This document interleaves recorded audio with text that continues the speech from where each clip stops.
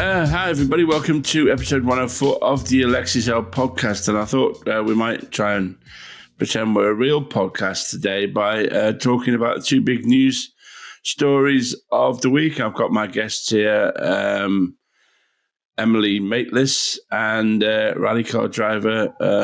Hello.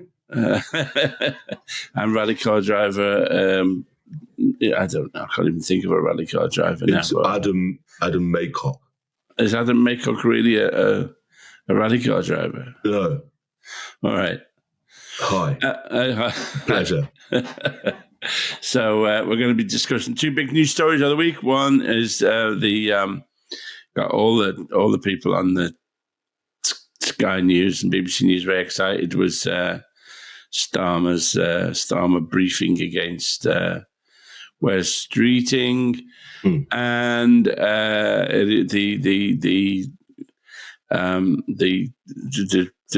defenestration of Tim Davie and Deborah Turnett from the BBC. I've actually become almost bored. Well, even while I'm talking about it, I'm bored with it, really. But buckle up, listeners. Yeah, you're in for a really boring one. 104, it's like a nowhere number, isn't it, really? It's a well, all right, so Tim Davie, first of all, we'll start. That fucks me up. You know, there's in the last series of Sandwich Bar, there's a bit where Tim Davie comes in and tells me how great I am. So that's, I'm the real victim in this. Now he's gone. I mean, fingers are pointing at this fucking shitbag called Robbie Gibb, who's, there's a radical driver just taking off on his motorbike there. Yeah.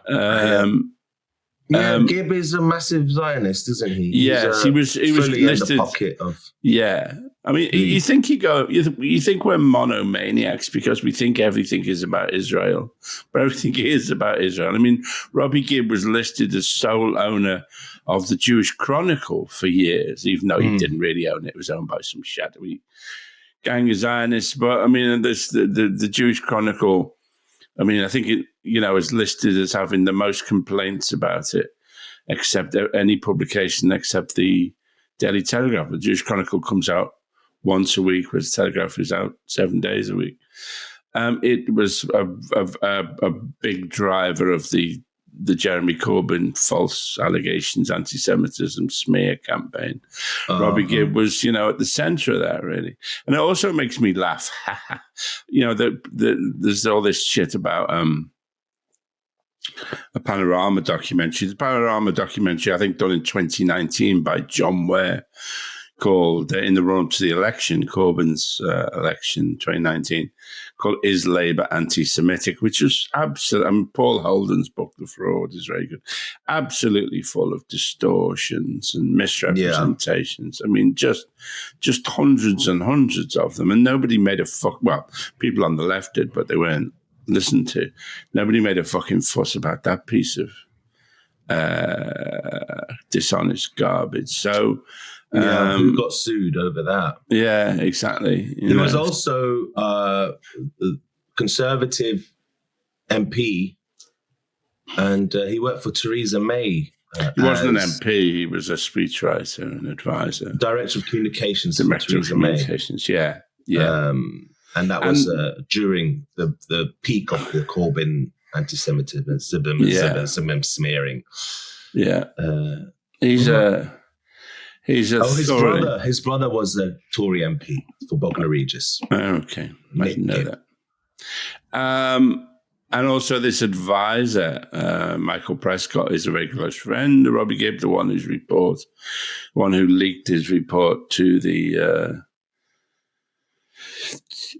Telegraph about the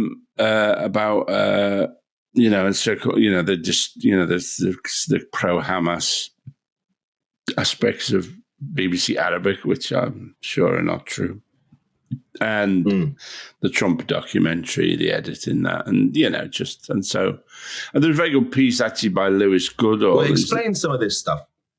What's BBC Arabic? I heard. I heard about BBC Arabic. They were accused.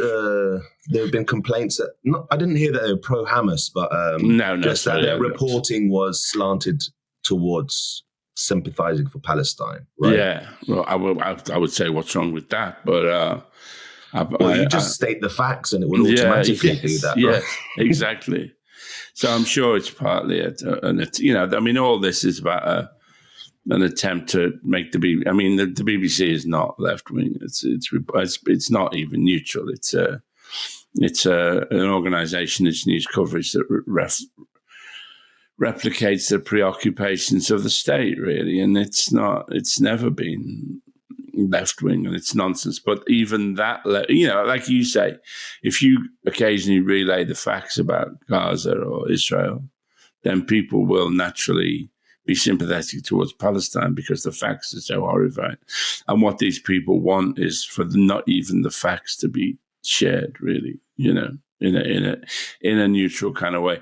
I think Tim Davie, I don't know, there's a good piece by Lewis Goodall, I think, a long thread on Twitter or somewhere, just saying he has no sympathy with Tim Davie, really. He didn't stand up to the forces, the right-wing press, really. I think he capitulated to them. I mean, a sort of a right-wing version of the apologise and move on strategy that Corbyn tried to employ. And the only way ever to deal with these bullies is to stand up to them, which I think Tim Davie kind of failed to do. I don't know. Some people I know who worked with him said he was all right, really. He was nice, but it's. Well, you met him. He was nice to you, wasn't he, on your show? Yeah, he was. And what was this Trump documentary? What happened there? It was a Trump. It was made by an independent, so it wasn't. People say it's made by the BBC, but it wasn't. It was made by an independent. It was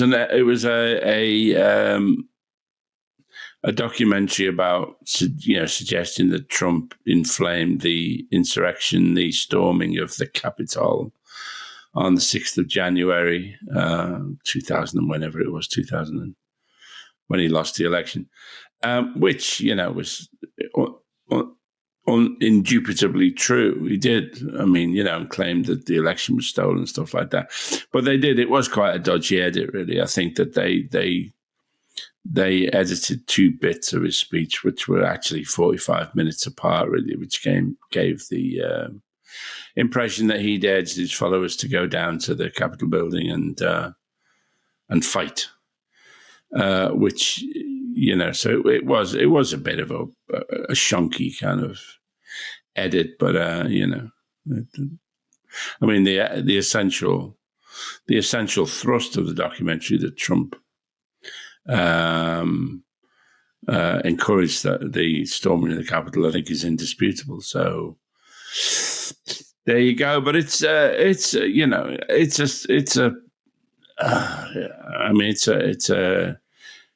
another kind of step on the road to darkness, really. I think, unless the BBC somehow appoints somebody stronger. And Robbie Gibb, the Labour government had an opportunity to get rid of Robbie Gibb when they came to power. They didn't, for their own perverted reasons, sack him then because they agree with, Starmer and Morgan McSweeney and so on, agree with what he's trying to do with his Zionist, ultra-capitalist agenda, really. So, fucking Lisa Nandy, Jesus Christ, what a fucking piece of shit she is. Culture Secretary.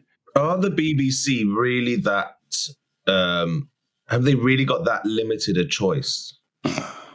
Like, what you mean? Is there only 3 people they can choose from as Director General? Don't they have do they have to go for the one, someone who used to own a very opinionated paper, used to literally work for the Tory party to be the head of this non-biased? Robbie Gibb, he was just one of the members of the board, really. I know somebody who's a member of the board. Does it have to be someone who's a member of the board? Well, they choose establishment figures because it's an establishment organisation. But no, Robbie Gibb was appointed by Boris Johnson. It was a nakedly political appointment. And if the Labour government I mean, the Labour government is no different to Boris Johnson, so why would they change things? Really, I think the BBC exists, in a very small geographical and intellectual space. Really, it's people who by and large all think the same. I don't know what the proportion is of its staff who've been to public school. I'm sure it's much higher than certainly the senior levels. It's much higher than the national average would be. They all know each other. They all circulate in the same cocktail parties. And it's incapable of really reaching outside. It is very small. I mean, like Samir Shah, head of the board, is actually I think the half brother or step of Mohit, who's head of the BBC, for example. So there's actually BBC Radio 4, head of Radio 4, and somebody who I'd like and has been very good to me. But it's very small that that the head of the board of the BBC and the head of Radio 4 come from the same family, really. It's just a tiny, tiny little world that they all inhabit, really. That's why they also get excited about something like this thing with Starmer's people briefing against West Street, because it's essentially gossip about their village, their little hamlet that they live in, really. And that's why they love it, really. It matters, in a sense, it matters less to the rest of us, but we'll get to Starmer in a bit, but I just found this on Wikipedia. In his youth, Robbie Gibb and his brother Nick were recruited and trained by the National Alliance of Russian Solidarists. Solidarists. All right. A right-wing Russian anti-communist organization. They acted as couriers and pretended to be tourists in Moscow in order to smuggle letters from dissidents out of Russia. That's really. I mean, I wouldn't necessarily trust Wikipedia, but little tidbit, I guess. And that's from Kirsty Buchanan's Telegraph article, "The Senior Tories with Secret Soviet Past." Oh, really? Oh, okay. Oh, well, there you go. That's they were. That's like, that would have been your enemy, right? When you were kids, you would have been enemies. Well, yes, although, I hold no torch for the Soviet Union, really. No. But, that was it. That was in 1985. He was 21. Good for him. Robbie Gibb. So what is this? But so that's a big shake-up in the BBC. Who else was it that was Deborah Tenness, the head of news. Editor of the news, right? Yeah. I mean, they both get big payoffs, so they probably couldn't be asked hanging around for more. It's a retirement for them, really. They'll be sorted. Yeah. Is it an embarrassment for the BBC? This is obviously big. Well, I think BBC has been on really shaky ground in terms of public opinion, I don't know what the figures are. I mean, people used to trust it. I tell this story sometimes, when I'm doing interviews or book readings about when we did stuff. I think in the first series there was a sketch called Snow White and the Seven Samurai, which ends with Snow White. Yeah, I remember this one. Actually. Yeah. It's one of the ones I've seen. Yeah. Yeah, And after it went out, the Disney organization issued a writ. And so me and Marcus, the producer, and David Nanter, the two other writers, went to see the BBC lawyer. And I was expecting her to be all kind of equivocal and, ipso facto, pro bono, U2 underneath the law, Pax Vobiscum, in the Act of 80. But in fact, she just said, fuck Disney, we're the BBC. They're always issuing writs. Fuck them, Mm-hmm. And that over the year, that was the attitude the BBC had. We're this great national institution. and we, dictate the terms on which we exist. And the BBC, it's the, I've worked for the BBC since about 1980, I suppose. So that's 45 years. Although I've never had staff pass, I've always had to argue with some commission head to try and get in the fucking building. Talked about this before, but it was a magnificent organisation when I joined it. I mean, shot through with misogyny and racism. So but then everything was, even the Communist Party. So I mean, putting that aside, but it had these. If you had an idea for a sketch that required an elephant, they'd probably have one in stock. They'd just go to the elephant department and get you an elephant. It should be there the next day. I mean, and the makeup, which trained all the great makeup artists for the film industry, but BBC Makeup, the wig store, famous wig store. They just had, there was this big, and then slowly over time, starting with John Baird, all that stuff was sold off, and so the BBC became diminished, really. And I suppose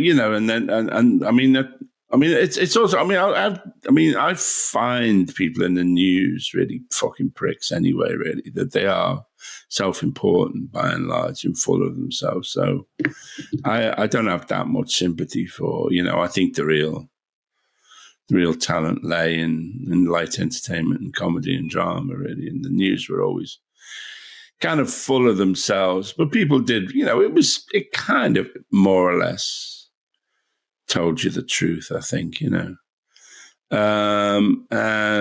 from a centrist point of view. And I know obviously all that's been whittled away over the years. And it's just partly the slide into whatever it is we live in now, really. And the funding model is a problem, I suppose, now, that license fee, really. I remember seeing an article, something like, 30% of the women in women's prisons in Scotland were there for not paying their TV license. You can go to prison for that? Used to, yeah. They used to put people in prison, particularly women, for not paying the TV license, yeah. Jesus. I know, I don't know what they do now, but it's, it's just, the world is, the world is fracturing, isn't it? You don't get your news from a single monolithic news source anymore. And obviously they're trying to control, again, it's all about Israel. They're trying to control, TikTok being bought by Larry Ellison, who's a Zionist fanatic, and also bought CBS and installed another Zionist fanatic as their head, and Barry Weiss, and all the big Meta, all those really censoring pro-Palestinian voices, all of which I hope won't work, but the hobbling of the BBC is all part of that process, really. The gradual slide into autocracy. You could most certainly say Israel is a brilliant litmus test to see if anyone is a decent person. Yes, it's a very good. You're absolutely right. Yeah. So that goes, that does enough. But in a way, it is also all about Israel because it's just such an important part of the world, and there's a reason why these people are fighting tooth and nail, completely demoralizing themselves in order to maintain power over the region. It is the great moral question of our age, really. Which side you stand on that. There's been that Palestine has been colonized off and on for forever. It's never but the people of Palestine have always been there, and they're genetically linked to every people who's always been there. And they've never suffered in the way that we've seen today. That's why it's such a fucking big deal. And that's why everyone keeps fucking going on about it. Yeah. So I don't care if anyone's getting bored of hearing about it. No. It's a genocide. It's important. Yeah. It matters. Fuck off. Yeah. You know, I am getting a bit sick of it. Why do you keep talking about Palestine? Because it matters, dickhead. No, you keep talking about the Holocaust. Yeah, it's absolutely. I agree. You're absolutely right. And yes, it's a good barometer of somebody's decency, I think, is how they stand on that issue. Which talking about moral failings brings us to the Labour Party and Starmer and the various shitbags around him actually briefing against West Streeting. This I have nothing. I don't know anything about. I also know this. I heard that there's been like a revolt against Starmer. Well, I think know what this briefing against West Streeting means. I think they were trying to. I think West Streeting would like to be leader of the Labour Party, or Prime Minister. And Starmer's ratings are so low, and he's so useless. He's so incompetent that they're trying to. Some people in Labour Party are trying to get rid of him, really, and hope that will reverse their fortunes. I don't think that's the case. Really. I think but I hope that they are doomed to oblivion. Really, what will replace them is the problem. Really, I don't know whether it's the Your Party Congress, isn't it? Pretty soon, 29th yes. and the 30th, and we'll see how that turns out. Really, it's not been a particularly edifying spectacle so far, but we will see. But obviously, easy to say. Yeah, they've become pretty irrelevant with the charisma and the dominance of Zach Polanski on the media on almost every show. Yeah, be it news, comedy, panel, he's there, being pretty fucking flawless. Yeah, charismatic and funny and quick and well rehearsed and good at improvising and charming. Terrific. Yeah, and gay and Jewish, which gives him points for most people. Which it's so hard to argue with him about Zionism when you're actually talking to a Jew, and he has a great comeback for anyone who talks about anti-Semitism to him. I'm starting to see him repeat himself. I don't know. What do you think about that when you see a politician on multiple different shows using the same line? I know it's useful, but there's a point where it's like, okay, I've heard this 3 times now. Yeah, I don't know. Most people obviously don't pay really any attention, so most people will only hear it once, if that, really. Not with the social media generation, you will. That's true. I haven't seen it on TV. I don't watch TV, but I've seen it on my phone. Right. I don't know what the answer to that is, really. I was asking your opinion, and then you started getting it, and then I cut you off. So it's just like being on Piers Morgan. I don't know. Yeah, it's an interesting question. I don't know what you do about that, whether you say the same thing but in slightly different ways every time, or whether you do, it obviously worked in the past. Boris Johnson, his oven-ready fucking Brexit deal. And that sort of line, £20 billion black hole. It's something. Yeah, maybe a politician who you think is honest should vary their responses. Really, I don't know. It's a trade-off between the effectiveness of saying the same thing over and over again, and there's that idea, isn't there, with like a TV advert that you don't really start paying attention to it until you've seen it 9 times or something. Mm-hmm. So repeating the same thing is perhaps more effective. I don't know what the answer to that is, really. I don't know what, but it is something that I wonder about, really. And with regards to I would like to see your party. The left. Particularly, I'm very keen in this area on Andrew Feinstein. I hope that something good will come out of that as well, really. But I do think some of the people found in this have spent too long in the stinking Labour Party or in the trade union movement, and that's kind of made them essentially anti-democratic. I think so. I'd like to see a young, thrusting organisation emerge from the Your Party conference, and see those dinosaurs really kind of sidelined. But we will see what we will see. It's been a depressing spectacle so far, I think. So, what's going on in the Labour Party? Break it down. I please. don't know. I don't know really. I mean, it's they're all. I know. I grew tired. I mean, I realised, I think kind of covered it. So, has West Streeting got a team behind him? I imagine he has, really, and he is. He's one day he clearly is nakedly ambitious, and but I mean, Starmer is just so useless that all this has sort of rebounded on him, really, and he won't be. I guess they will get rid of him at some point. The local elections in May presumably will be another bloodbath for Labour, and there will be moves to remove him at that point. Really, it's annoying because I'm writing this, this book about politics. Really, politics bloody keeps changing every day. So, he may be. I write about Starmer and his dishonesty, but he may be gone by the time the book comes out. You could weave that in. The first time you mention it, you could weave that into the book and say, this might not be true by the time the book comes out. So, feel free to replace his name with somebody else.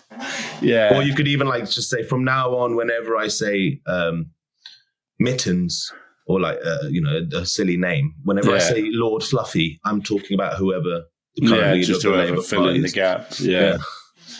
Maybe. I'm at Comic-Con on Saturday. That's finally come around. Are you going to be sat at a desk signing autographs? I assume that's what they're paying me for. I don't know why else they would have me there. I mean, if they just want to have me there to sit in a chair eating baked goods, I'd rather do that. But I expect I'll be signing autographs. Tim... I've forgotten. Tim McInerney's going to be there apparently, and Adrian Edmondson. Oh, is going to be there. So I am informed whether we'll meet or not. I don't know whether they'll have us in the same. Oh, I hope you say hi and you have a nice moment. Yeah, sure. Well, Tim's a friend of mine, and Adrian. I feel great affection for. So for see them. It's a long time since I've done one of these things, really, but that's an easy gig, easy enough, right? You just got to sit there. It's just it must be tiring. It's a bit humiliating as well, really selling you. But it's fine, really. It'd be interesting to see how my fame stood up. I suppose I don't know why I'm there. There's Indiana Jones and Doctor Who, I suppose, are my Comic-Con credits, really. I don't know whether there's any more to it than that. Let's see. I have got your IMDb preloaded up. That's my IMDb is well out of date, isn't it? Was The Thief Lord based on a comic book of any sort? No, it was written by a woman called Cornelia Funk, who's the German J.K. Rowling. Oh, my God. Apparently. That film probably didn't do her reputation any good at all. No, Reckless Kelly wasn't a comic book, was it? That was just... No, it's not comic books, really. I mean, I don't know that I've ever been... It's more just, it's just big franchises, isn't it, that I've been in, really. I think that's the interest. I don't know, maybe it's just general celebrity. I don't know what the attraction is, but the guy asked me to do it, so I'm doing it. Yeah. Okay, good luck. Thank you. The car's coming at 8:20 to pick me up. Oh my God, Saturday morning. Yeah. Okay. Yeah. That'll be the day this comes out. You can listen to it on the drive. Yeah. We were talking about Labour Party work. Yeah, West Streeting's on the cabinet, right? Yes, he's health secretary. Prime Minister says he never authorized attacks on cabinet members after briefings from Number 10 that Health Secretary Wes Streeting was mounting a leadership bid. So what I'm sorry, what is a briefing? What is that? Just whispering, people going and saying, pss, pss, pss. It's briefing is just somebody, presumably Morgan McSweeney or one of his Starmer's other Oompa Loompas, just going to the lobby journalists like, Koonsberg or Beth Rigby or Chris Mason and chatting shit about them, like a kind of diss track. Is it a diss? Doing a diss track, a public shaming. Yeah, it's kind of like that, but and it's like saying "we see you" kind of thing. Yeah. Watch it. We're here. But it's very. I mean, I think it's an odd thing, an aggressive thing for. But if Starmer didn't authorize it, then it's technically a leak. Well, Starmer says he didn't organise it. Well, speaking to MPs at Prime Minister's questions on Wednesday, Starmer said, I've never authorised attacks on cabinet members. I appointed them to their post because they're the best people to carry out their jobs. Yeah. He criticised the briefing as unacceptable. Well, Starmer is a proven liar, though. I mean, we know he lies about everything, so why wouldn't he be lying about this? It's very two-faced, isn't it? And Kemi Badenoch, Conservative leader, said that Starmer's government has descended into civil war. I can't do an impression of her. No. Well, yeah, they're all. I mean, because all they were good at, was getting seizing control of the levers of power within the Labour Party, and then kind of getting rid of anybody who even mildly disagreed with them. Even people on the soft left or the centre they got rid of. Like Neil Lawson of Compass. Very kind of Blairite. So all they can do is conspire. That's all that they're good at, really, because they're sneaks and liars and they're dishonest. And all that works for them, they can't govern the country or provide moral leadership. All they can do is conspire and stab each other in the back, and that's Streeting that's what denies we've got in it. charge. Yeah, Streeting denies it as well. But he did say what we've seen from Downing Street overnight are a series of categorically untrue briefings. Whoever's behind this has been watching far too much Celebrity Traitors.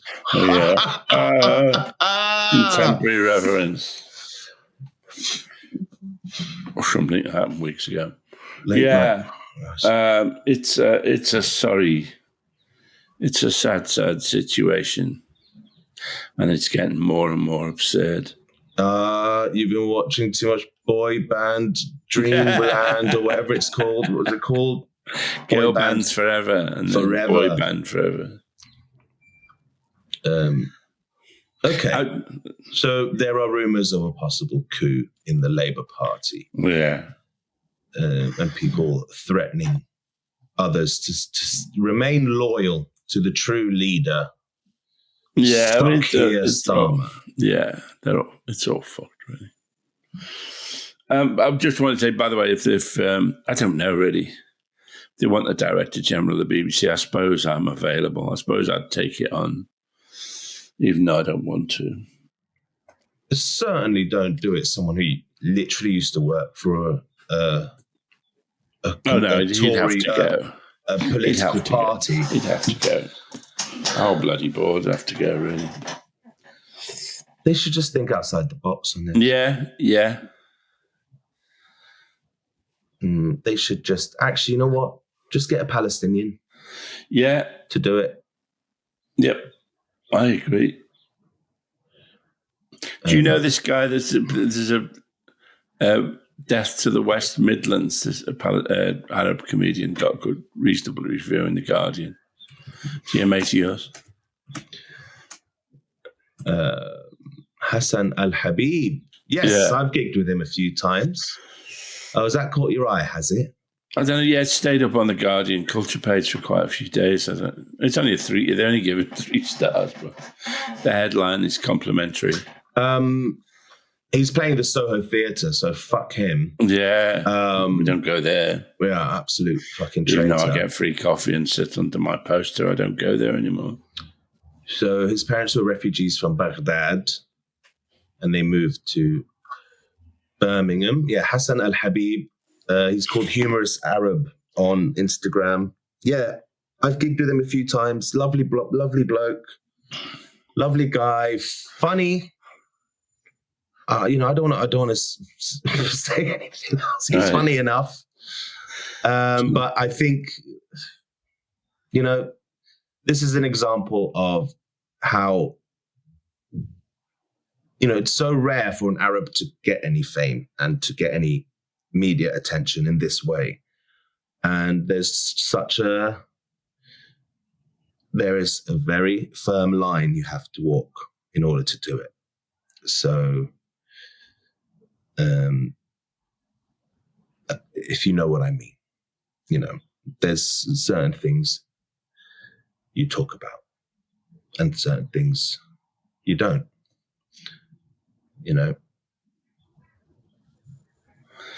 Okay. Yeah, his comedy's fine, but it's nothing like nothing that's going to make you go, wow, that's fucked, that's awesome. Nothing divisive going on. Well, I suppose maybe the world needs that as well. But I'm happy. And to be honest, this is the thing though, because I'm torn. I'm saying that as if it's a horrible thing. Yeah. But I want to celebrate any Arab who does elevate themselves. And that alone is a form of resistance, of a form of defiance. Yeah. Your existence in a public sphere is in itself a statement. And I think being Arab, your sympathies can be inferred or implied without you having to be, without you having to be tacit about it. Was that the right word? Explicit. No, explicit. Explicit, the opposite of tacit. Yeah. So, yeah. So, and also there's probably a thread of envy, of jealousy. Yes, I'm glad you admit it. I'm happy for him, but playing the Soho Theatre kind of nullifies a lot. Yeah, at the same time. Yeah, I agree. No, that's it. I've got anything else to discuss. I've grown bored with this. I hope people enjoy it. You feel like you always think when you're watching other people on. I suppose I would be. You're watching watching Sky News or something. You think you'd do better than the people who are on. But then now when I try it, it's subpar, isn't it? Really. Yeah. Yeah, there's a reason why media training exists and stuff, but you should know. You should have. Yeah, I'd be more focused, wouldn't I? If I was on Sky News, I'd be more focused. Yeah. Really. No, I should have better questions for you to get some good answers. No, it's all my fault. It's not your fault. It's my fault. Where does the buck stop? The buck stops here with me. It's the Alexei and Talal podcast. Have you heard of Al-Thawabet? No, what is they? What are they? Okay. What are Al-Thawabet? Yeah, Al-Thawabet meaning constants are the core uncompromising principles of the Palestinian liberation struggle. Now, I'm reading this. I'm not trying to lecture here. I'm just reading something. Okay. Yes. It's the core uncompromising principles of the Palestinian liberation struggle. So these red lines established by the Palestinian National Council in 1968 represent the demands on which there can be no sacrifice.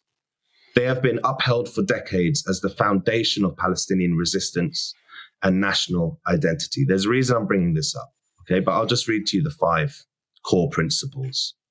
Okay, on which, if you want to call yourself a Palestinian resistance activist, you should not ever waver on any of these 5. Okay, all right. Am I doing? Is this a test? I suppose it's a test. Yeah. Yes. Number one, Yeah. the right of return for all Palestinian refugees. Yeah, I go along with that. No arguments there. Number two, restitution and compensation for the dispossession endured. Yes, I would go along with that. Yeah. I would also say this is an interesting point because one of the, there were a lot of Jews, like, who were dispossessed for, in the 30s, because Arab, had their businesses seized in like Iraq, the Sachis and the Yentobs and those sort of Sephardic Jewish families. I wonder whether they shouldn't be restituted as well. Because that's one of the things they'll, I mean, it was caused by, it wouldn't have happened if Israel wasn't about to come in. Those governments in like Iraq could see what was going to happen. And so they, and I think in Egypt as well, Jews had their businesses seized and were expelled, and that was wrong as well. And perhaps that should be also, restitution should be a part of. Absolutely. Yeah. But I'm not disagreeing. Mm-hmm. A lot of the Jewish communities from the Arab world felt the need to flee because of Zionist terrorism. Yes, triggering fear across the Middle East. The Zionists did plant bombs in mosques and stuff, didn't they? And then trying to false flag operations. Yeah. It is mad to me that, all of this, because of the Holocaust, and in a way the Nazis won because they got rid of so many Jews by creating Israel.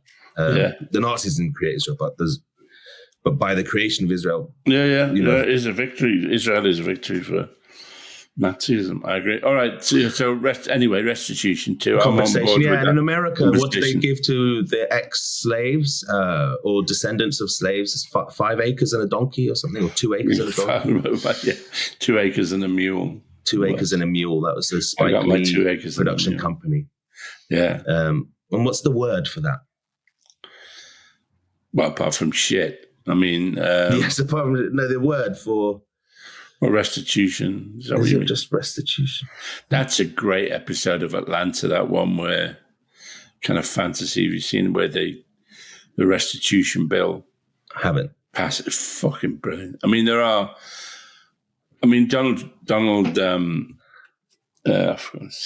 on, I'm bad with names today.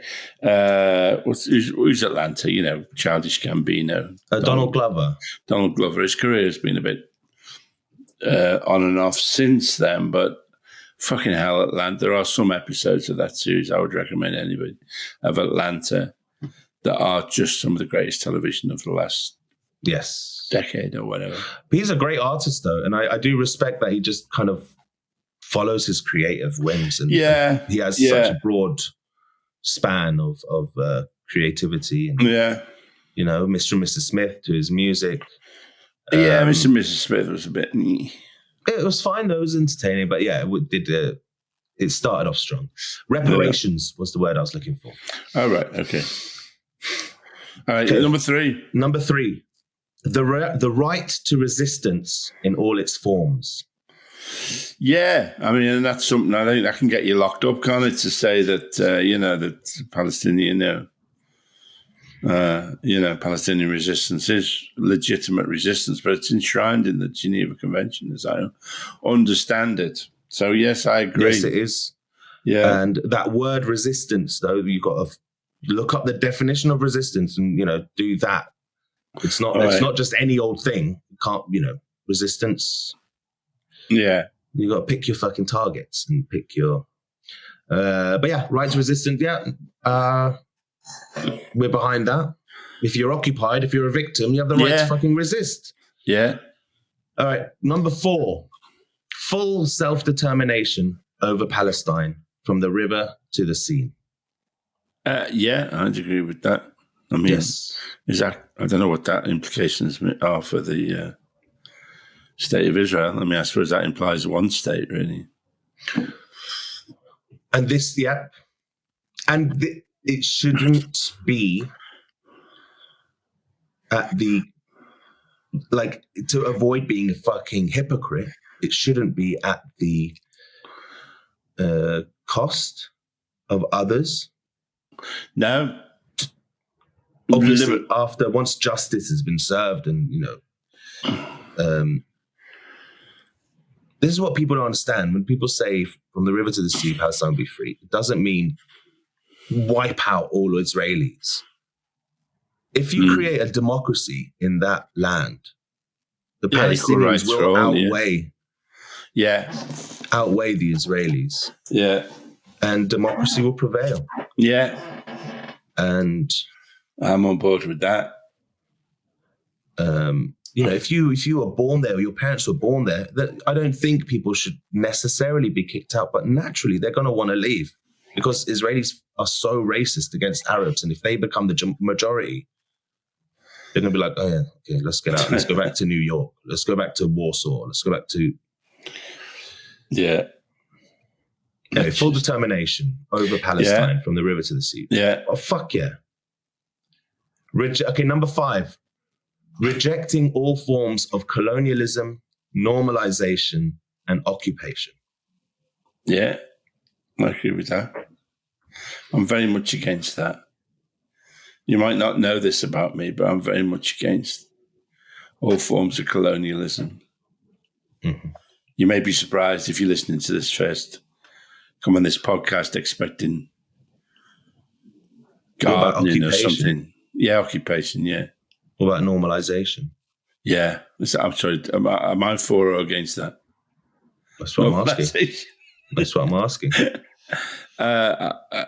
What's the right answer? I'm normalization of occupation and colonialism. I'm against that. Why are they important? Al-Thawabet is essential for the Palestinian liberation movement because it embodies the core non-negotiable principles that unify Palestinians in their pursuit of justice, self-determination. Activists, so for example, Nizar Banat, activist, criticized leader of the Palestinian Authority, the PLO, who compromised these principles for the sake of political expediency. Yeah. So we're getting to the point I want to All right. Oh, there is a point to this, isn't there? Yes. All right. Abandoning the Al-Thawabet equates to betraying the collective aspirations of the Palestinian people and weakening the resistance against occupation.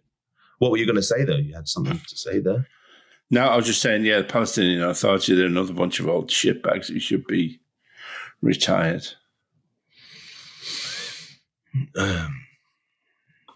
Okay. So, non-Palestinians, here's how you can uphold Al-Thawabet. Okay. Stand firm in your right to resist by any means necessary. Reject all forms of normalization with the Zionist entity, whether through partnerships, debates, panels, or peace talks that undermine Palestinian demands. Always prioritize liberation over compromise. And I think this... So it's that normalization issue is kind of where I'm coming to. Because people are accusing Mehdi Hassan and even Zoran Mamdani of being Zionists.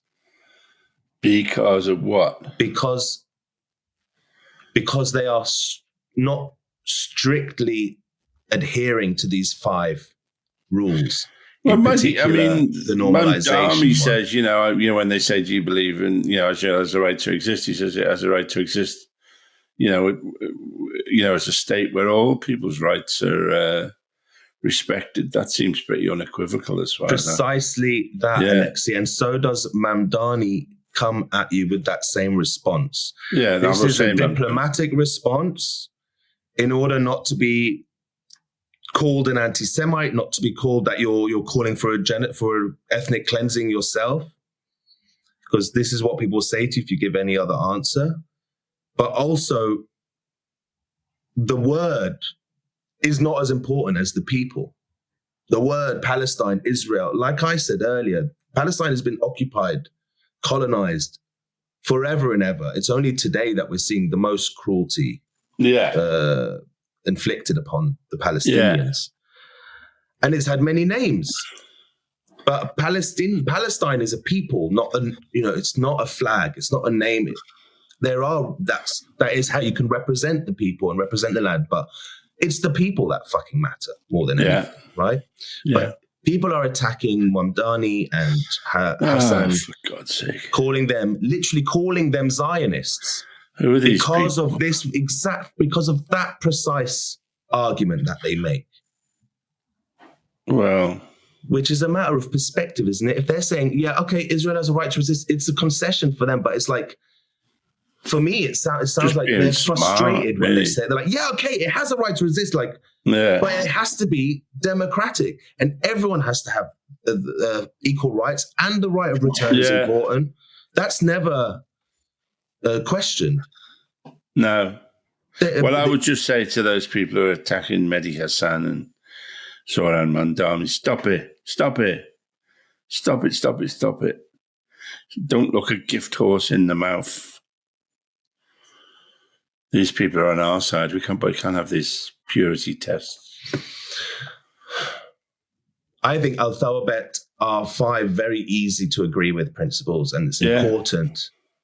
But to call someone a Zionist on such a you never do some of the. You never know really whether what is the motivation behind some of this.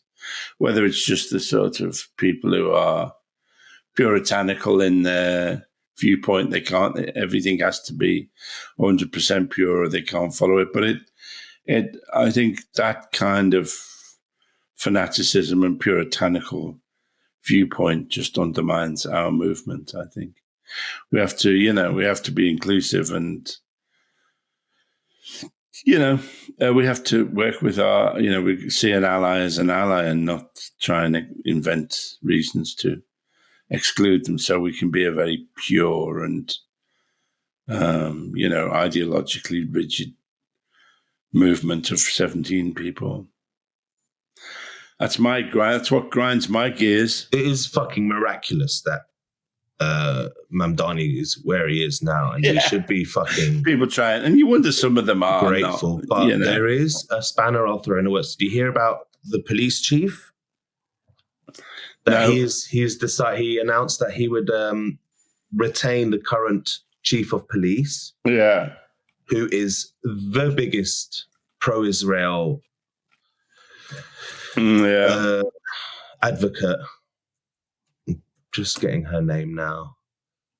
Jessica Tisch, right? Who is a horrid daffodil, and her dad is a huge Israel supporter and billionaire funder of Israel. So NYPD commissioner, calling her a daffodil, I think. You what? Are we allowed to do? Can you call her a daffodil? Why not? I don't know. I don't know what the rules are these days. It's not defamation if it's true. No, I just wonder whether it offends our listeners. Oh. Well, she's chief of police. Fuck the police. Yeah, just using that word on that. Okay. I'll put a beep on it then. I'll beep it out. Sorry, listeners. I'll use the most annoying beep. Actually, Alexei, give me a word I can replace it with, and I'll put your voice over it. Annoying. No, make it something funny. Say daffodil. Daffodil. Say daffodil clearly. Give me a clean daffodil. I was talking over you one more time. Asking me to be funny. I think this podcast has proved irrevocably I can't be funny on these topics. Daffodil. Okay, great. I'll put that in. So that is concerning. Is he making a concession to keep some people happy, or to maintain his position, or is he a secret Zionist? Don't think I'm a naive, and don't think I'm not going to be keeping an eye on this Mamdani fucker. Yeah, well, I suppose you're gonna go, you have to, make compromises. I don't know. We will see. Can't be easy. I remain optimistic as of today. Yeah. Let us remain optimistic, despite how that's bitten us in the ass countless times, and probably every time we've ever thought about being optimistic. Let's stick with that losing strategy. The first sign of insanity. Doing the same thing over and accepting a different result. Yeah. Let's stay optimistic. Yeah. Oh my God, it's such a messy fucking world, isn't it? It is. I can't even like my favorite bands anymore. Stephen Wright, isn't it? It's a small world, but I wouldn't like to paint it. Can I just say a quick thank you to the White Kite Collective? I've been involved in 2 of their projects over the last week. Zainab, yes. Yes, Zainab. Shout out Zainab and Joel Samuels and Ruth and Tagreed and the rest. On Saturday, we did a very powerful performance at Stratford East, and a bunch of us actors were reading writings from Gaza, from wider Palestine as well. And then just last night, I was at Queen Mary University in their theatre department in the Pinter Studio Theatre, and we performed four plays written by Gazans, 3 of whom are still living in tents in Gaza, and they'd sent these plays off. They were given a brief of write whatever the fuck you want and we'll perform it. And they sent over 4 plays, and it was nice to tread the boards again, be in a play, all 4, and it was just very, very meaningful, and I'm very grateful to get to perform these works. And it's not even patronizing because they're fucking great. These plays were so well written, and to think you can be an artist. I wanted to briefly just touch on the power of art in times of struggle, in times of resistance, in times of war. I wanted to see your thoughts on that. So these guys are living in a tent with shelling going on around them. And they're sitting down writing a play. Yeah. And it's remarkable. They're great. They're great plays. Yeah. Art as a weapon, art as resistance. Have you got any thoughts on that? I think it's a good thing. I think it's really good. Art as resistance. I don't know. I sort of... I think it's a good thing. How important is art in times of war? In times of... I don't know. Times like these? I don't know. I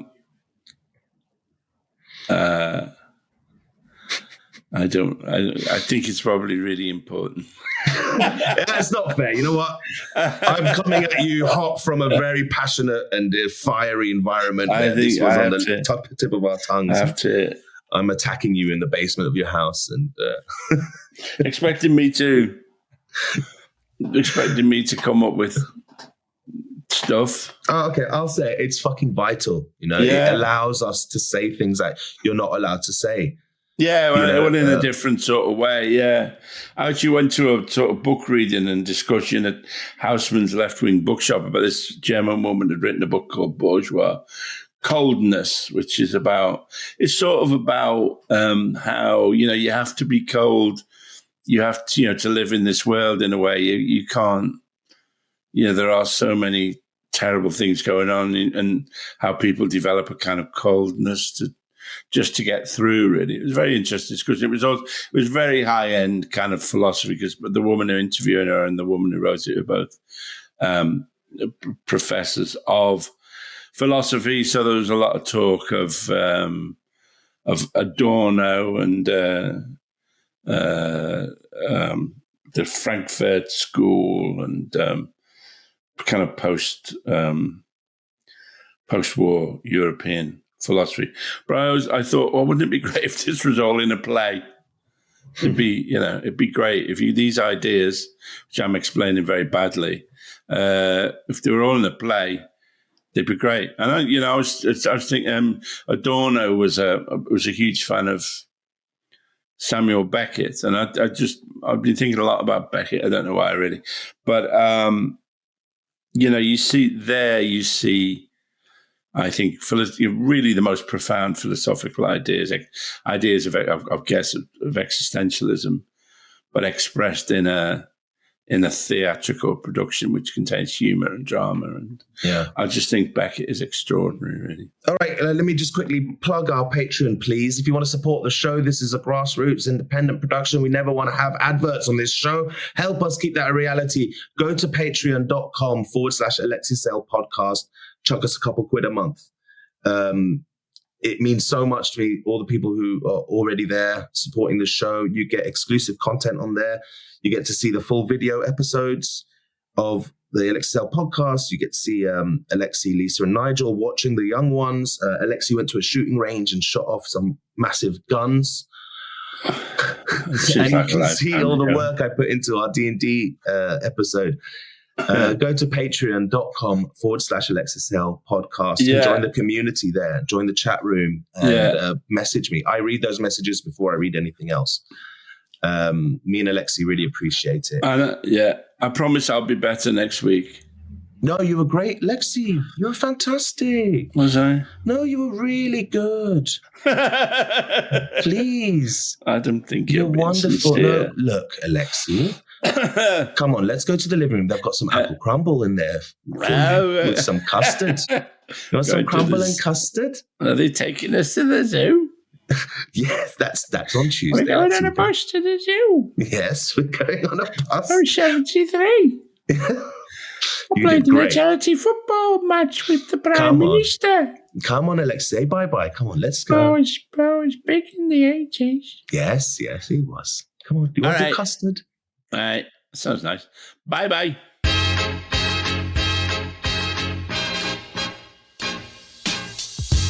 You've been listening to the Alexei and Talal podcast. This show is produced and edited by Talal Karkuti. Music by Tarbush Records. Thanks to Audio Boom for hosting us. Please keep your emails coming in at alexeisaylepodcast@gmail.com. Goodbye.